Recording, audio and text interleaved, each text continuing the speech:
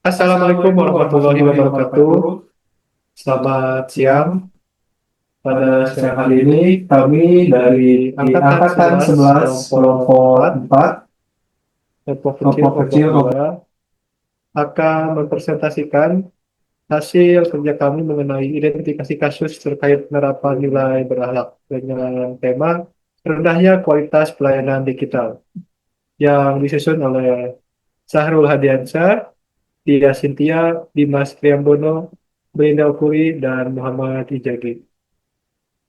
Identifikasi kasus rendahnya kualitas pelayanan digital, instansi telah meluncurkan aplikasi pendaftaran pinjaman online seperti SmartPass untuk mempermudah masyarakat. Namun, dalam pelaksanaannya, masyarakat masih mengeluhkan respon dan aplikasi yang lambat, data sering error, dan petugas di lapangan masih sering meminta pengunjung menunjukkan berkas fisik secara manual karena sistem yang belum terintegrasi dengan baik.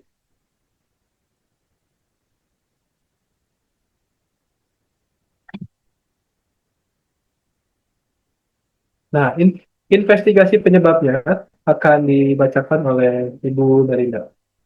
Silakan Ibu Melinda. Baik, terima kasih Bapak Inzaghi. Di sini saya akan menjelaskan tentang investigasi penyebab mengapa penerapan nilai berakhlak khususnya pada adaptif dan berorientasi pelayanan terhambat. Dari aspek kompensasi, petugas pelaksanaan di lapangan belum sepenuhnya menguasai penggunaan aplikasi secara mendalam.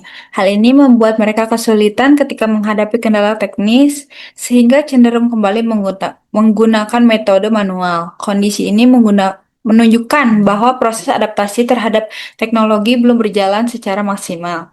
Selanjutnya dari aspek budaya kerja, khususnya nilai loyal dan harmonis, masih terlihat adanya kurang koordinasi antar unit, misal antar unit IT dan unit layanan kunjungan. Belum terjadi sinkronisasi data yang baik. Akibatnya, ego sektoral yang menghambat kerjasama dan efektivitas layanan.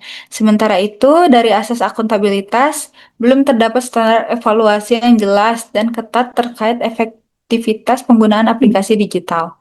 Pengguna Hal ini menyebabkan ketika terjadi kegagalan sistem, kondisi tersebut sering dianggap sebagai hal yang biasa dan tidak segera ditindaklanjuti dengan perbaikan yang signifikan.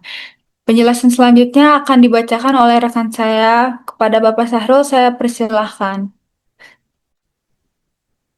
Terima kasih, Ibu Melinda. Di sini saya akan melanjutkan penjelasan terkait investigasi penyebab yang tadi telah dijelaskan oleh Ibu Melinda. Yang pertama itu ada penyalahgunaan wewenang.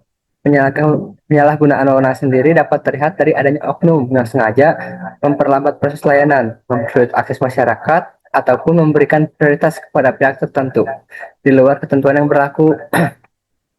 Kondisi tersebut bisa diperparah apabila pengawasan internal itu masih lemah dan tidak ada evaluasi rutin terhadap kinerja pelayanan digital. Akibatnya, penyimpangan dapat terus terjadi tanpa adanya penanganan yang tegas, sehingga menurunkan kepercayaan masyarakat terhadap institusi penyelenggara layanan. Yang kedua ada responsif rendah.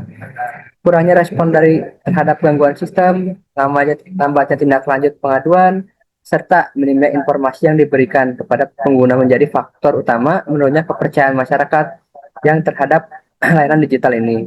Oleh sebab itu, petugas harus sigap dalam menjawab pertanyaan, memberikan pendampingan, serta memastikan sistem berjalan dengan baik. Dan yang terakhir ada kepentingan pribadi atau golongan di atas negara. Rendahnya kualitas pelayanan digital ini bisa disebabkan oleh masih adanya kepentingan pribadi maupun golongan yang ditempatkan di atas kepentingan negara dan masyarakat. Kondisi tersebut terlihat adanya oknum yang memanfaatkan kewenangan tersebut untuk memberikan prioritas layanan kepada pihak tertentu seperti keluarga, rekan, maupun kelompok yang memiliki kedekatan terhadap pelaku. Akibatnya, pelayanan tidak berjalan secara adil dan merata. Untuk selanjutnya, saya akan melanjutkan kepada Bapak Dimas untuk penjelasan, silahkan. Oke, terima kasih Pak Sahrul. Saya akan sedikit menjelaskan tentang alternatif solusi. Alternatif solusi pemecahan untuk mengatasi hambatan tersebut berikut adalah langkah strategis berdasarkan pilar berakhlak. Yang pertama, penguatan kapasitas atau kompeten. Mengadakan pelatihan berkelanjutan in-house training bagi seluruh petugas garis depan mengenai pengoperasian sistem digital. Setiap petugas harus memiliki kemampuan troubleshooting dasar agar tidak langsung bergantung pada metode manual saat ada kendala kecil. Yang kedua, integrasi sistem dan koordinasi kolaboratif. Membangun koordinasi yang sinergis antar bagian. Unit IT harus bekerja sama dengan unit pelayanan untuk memastikan update fitur aplikasi sesuai dengan kebutuhan nyata di lapangan atau mendengarkan umpan balik masyarakat. Dan yang terakhir, sosialisasi dan edukasi masyarakat. Membuat panduan penggunaan aplikasi yang mudah dipahami. Contohnya infografis atau video tutorial di area ruang tunggu. Petugas harus proaktif membantu pengunjung yang gagap teknologi agar mereka merasakan manfaat nyata dari digitalisasi. Mungkin itu yang bisa saya sampaikan. Selanjutnya akan dijelaskan oleh Ibu Tia. Ibu Tia, dipersilahkan. Terima kasih kepada Pak Dimas. Alternatif solusi yang selanjutnya yaitu ada monitoring dan evaluasi berkala. Monitoring ini dilakukan untuk mengecek stabilitas dan kecepatan sistem layanan digital, juga untuk mengidentifikasi error atau kendala teknis yang muncul. Kemudian dari sisi pengguna, kualitas layanan digital tidak hanya dilihat dari sisi internal, tetapi juga dari pengalaman pengguna. Upaya yang dapat dilakukan sebagai berikut yaitu menyediakan fitur feedback pengguna secara mudah dan menyederhanakan tampilan dan alur layanan digital agar mudah dipahami. Dan yang terakhir ada internalisasi sumpah jabatan dan kode etik. Implementasinya meliputi penguatan komitmen bahwa layanan digital adalah bagian dari amanah jabatan dan pembinaan integritas dan etika kerja secara rutin. Kemudian ada penegasan tanggung jawab moral dalam menjaga kualitas layanan publik dan keteladanan dari pimpinan dalam penggunaan sistem digital. Selanjutnya akan dikembalikan kepada Bapak Inzaghi.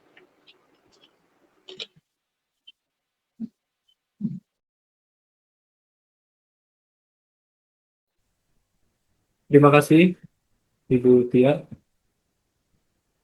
Tibalah kita ke kesimpulan. Penerapan berakhlak bukan hanya soal menghafal jargon, tetapi bagaimana nilai adaptif mau berubah, bersinergi dengan berorientasi pelayanan demi kepuasan masyarakat. Terdapat satu pesan renungan yang berisi seperti pensil yang harus terus diruncingkan. Profesionalisme ASN harus terus diasah melalui tantangan perubahan zaman agar tetap mampu memberikan manfaat yang tajam bagi bangsa dan negara. Cukup sekian presentasi yang bisa kami sampaikan, materi yang bisa kami sampaikan. Kurang lebihnya mohon maaf. Wabillahi taufiq wal hidayah. Wassalamualaikum warahmatullahi wabarakatuh. Waalaikumsalam warahmatullahi wabarakatuh. Terima kasih semuanya. Terima kasih.